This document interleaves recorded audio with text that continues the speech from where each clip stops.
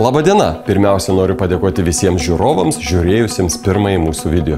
Taip pat džiugu matyti prie kanalo naujai prisijungusius žmonės.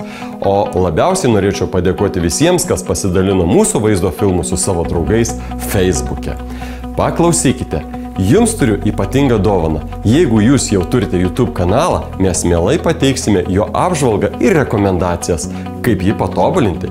Tai padarysime tikriausiai be jokio atlygio. Na, o jei kanalo neturite, jį jums tiesiog sukursime. Parašykite mums komentaruose po šio video, kokie yra jūsų pageidavimai. Dauguma jūsų manote, kad sukurti kanalą yra paprasta. Taip, jūs esate teisūs, bet jeigu pažiūrėsite atidžiau, klaidas daro net didelės kompanijos. Sekančiame filme pateiksiu pavyzdžius, kokie YouTube kanalai mūsų galva yra tinkamai sukurti, o kurie nelabai. Beje, jei turite savo kanalą, siųskite man jo adresą. Apžvelgsime, pateiksiu rekomendacijas, o kartu pareklamuosime jūsų kanalą. Taigi, pradėsiu nuo namų darbų, kuriuos turėtumėt paruošti iki kitos savaitės filmų. Prieš kuriant YouTube kanalą labai svarbu tinkamai pasiruošti. Pasakysiu, kodėl to reikia. Mes komandoje naudojame posakį meilė iš pirmo žvilgsnio. Pastebėjome, jog YouTube robotukai labai uoliai dirba savo darbą, todėl greitai čiumpa pasirodžiusią informaciją ir stengiasi iš karto parodyti tai kaip naujieną pirmosiose pozicijose.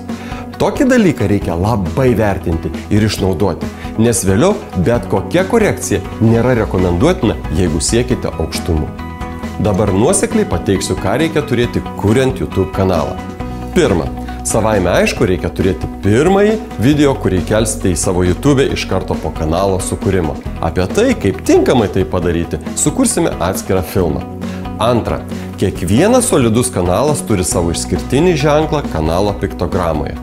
Tokį ženklą jūs ir turite susimaketuoti. Jei ketinate naudoti įmonės logotipą arba prekinį ženklą, tai vieną iš jų ir naudokite. Tik atkreipkite dėmesį, kad YouTube piktogramos yra kvadrato formos. Ir kai kurių įmonių logotipai būna arba pailgi, arba sudaryti iš keletos žodžių. Jeigu piktogramoje jie bus neįskaitomi, tiesiog žmonėms tai nepatiks. Todėl geriau naudokite kokį tai simbolį. Dar patarimas tiems, kurie vietoje logotipo įkelia nuotraukas. Tiesiog to nedarykite, jeigu siekite išskirtinumo, nes mažas paveikslėlis kanalo nuotraukos fone tiesiog pranyksta. Trečia, sumaketuokite kanalo pagrindinę nuotrauką arba taip vadinamą iliustraciją. Joje turi būti informacija žiūrovą skatinanti kokiam tai veiksmui. Na, pavyzdžiui, užsiprenumeruoti jūsų kanalą, nes jūs siekite juk sulaukti daugiau prenumeratorių. Ketvirta, skirkite daugiau dėmesio kanalo aprašymui. Jis yra labai svarbus. Aprašymas skelbiamas skyrelėje apie mus. Turinio tekstas turi būti parašytas taip, kad neviršytų 1000 simbolių. O pirmas sakinys arba pastraipa turi būti iki 122 simbolių. Būtent tai yra rodoma YouTube pateikiamuose paieškos rezultatuose apie jūsų kanalą.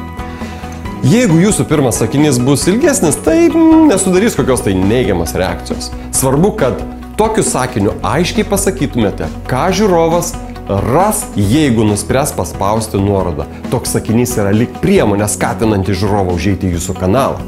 Šiame sakinyje svarbus raktiniai žodžiai, susiję su jūsų veikla.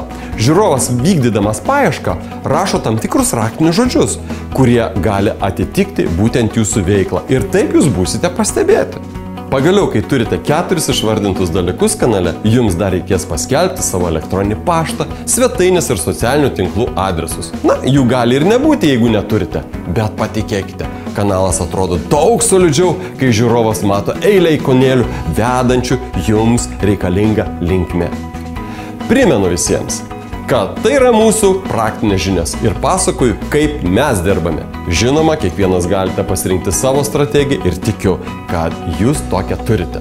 Tačiau turėkite kantrybės, išklausykite iki galo ir jei norite sužinoti daugiau, pasilikite su mumis. Labai lauksiu jūsų komentarų. Pasidalinkite savo patirtimi arba išsakykite pageidavimus šią temą. Jeigu norite pasikonsultuoti rašydami namų darbus, parašykite po filmo esančiuose komentaruose arba man asmeniškai elektroniniu paštu. Būtinai jums atrašysiu. Aprašyme po šio filmo rasite vieno dizainerio trykštančio idėjomis elektroninio pašto adresą. Tikiuosi, kad jis gali būti jums naudingas. Mes nuolat užsakome jo paslaugas nes už simbolinį 10-15 eurų mokestį jis greitai sukuria kanalo logotipą, nuotrauką bei miniatiūrą filmui. Įmonėms visada išrašom sąskaitas faktūros, todėl rekomenduojame kreiptis, sutaupysite marės laiko ir turėsite puikų rezultatą. Dar noriu priminti, kad visą Liepos mėnesį lauksiu jūsų komentarų po šio video su pasiūlymais, kuri savaitės diena ar valanda jums yra patogi bendravimui online.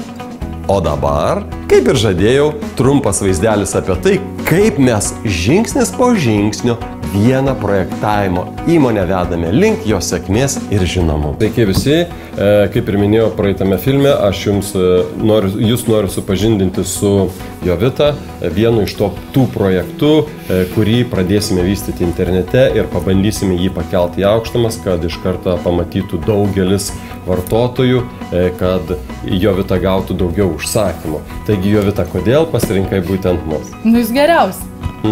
Gerą girdėti, aišku. Tai va, po paskutinio mūsų pokalbio iš tikrųjų mes kalbėjome apie tai, kad kada susitiksim čia, tiesiog aš paruošiu tam tikrus klausimus ir mini planą, ką mes turėtumėm padaryti. Gerai. Tai iš tikrųjų, tai sakykim taip, pirmiausia, jums turėtumėm sukurti naują stilių. Na, viskasgi prasideda nuo stiliaus. Po to sukursim logotipą, aišku, jums reikalinga bus interneto svetainė ir esam numatę, kad apklijuoti jūsų puikų automobilį. Ar nieko prieš, jeigu mes biškį iššaukiančiai jį padarytumėm? Gerai. Nes tada daugiau išsiskirsi, būsi daug įdomesnė. Na, aišku, daugeliu akis nukryps į tave ir iš karto būsi pastebėta, bent jau mieste. Taigi, norint visą tai padaryti, iš tikrųjų reikėtų paruošti tam tikrus namų darbus. Mes norėtumėm, kad pati surašytum mums raktinius žodžius, pagal kuriuos tu būtum randama internete. Tai yra, sakykime, kokie puslapiai bus pas tave ir būtent tas puslapis turi turėti tam tikrą raktinį žodį. Nebijok sakyti daug, po to mes nustatysim prioritetus, bet žingsnis po žingsnio pradžiai namų darbai būtų tokie, kad tiesiog tu surašai, pagal kokius raktinius žodžius nori būti matoma. Gerai. Ane? Ir po to, kada jau surinksim tuos raktinius žodžius, dar norėčiau, kad parašytum savo stipriausius konkurentus, nes mes juos turėsim apžvelgti, kuo jie ypatingi, kuo jie stiprus, kaip jie stovi Google paieškoje, apskritai reiškia, kaip žmonės juos žino ir tikrai atsistosi šalia jų ir būsi nieko prastesnė, galbūt net ir geresnė. Gerai. Ane, tvarkuoja. Tai ką, brangieji, trumpai tiek apie mūsų susitikimą su Jovita, apie mūsų gražiąją architektę, kuri parodys tai, ką daro geriausiai ir tikrai kituose filmuose labiau parodysime apie jos darbus, parodysime objektus kažkokius, kuriuose jinai dirba, ką pastačius, ką padarius. Būtent tai norėsim parodyti visiems, ypač kai kursim jai reprezentacinį filmą. Tai ką, iki sekančio video. Visą gerą, iki malonaus. Ate. Tai buvo trumpas pasisvečiavimas pas architektę Jovitą jos biure. Jeigu jums patiko šitas video, spauskite geras ir nepamirškite užsiprenumeruoti Atradau LT kanalą. Taip pat žiūrėkite kitus mūsų video, naujas filmas rodomas kiekvieną savaitę. Su jumis buvo Kęstutis Balčikonis, nepamirškit namų darbų ir pasimatysime kitame video.